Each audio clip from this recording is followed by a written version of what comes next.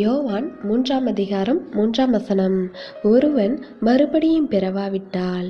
கிறிஸ்துவுக்குள் அன்பானவர்களே, சிலர் தங்களின் நல்ல அறிவையும் நிர்வாகத் திறனையும் பொருளாதாரத்தையும் பேச்சாற்றலையும் இசை வாசிப்பதையும் தேவனுக்காக பயன்படுத்துவார்கள். அது உண்மைதான் என்றாலும் அவர்களுடைய இருதயம் தேவனுக்கு பயன்படுவதில்லை. ஏனென்றால் உண்மையான மனமாற்றம், மறுபடியும் பிறத்தல் மற்றும் பரிசுத்தமாகுதல் ஆகியவற்றை அவர்கள் வாஞ்சையோடு தேடுவதில்லை. ஆம், தேவன் முதலாவது நம்முடைய இருதயத்தை அவர் விரும்புகின்றபடி பயன்படுத்த நம்மை நாம் அர்ப்பணிக்க வேண்டும். அப்பொழுது நம்முடைய இருதயத்தை நற்குணங்களையும் நற்பண்புகளையும் வெளிப்படுத்தும் விதமாக மாற்றுவார்.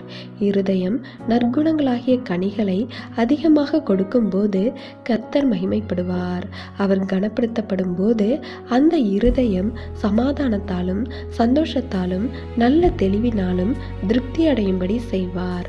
அது மாத்திரமல்ல, தேவனுடைய ராஜ்யத்தையும் காணுவோம். தேவனுடைய கிருபையும் இரக்கமும் உங்கள் அனைவரோடும் இருப்பதாக. ஆமேன்.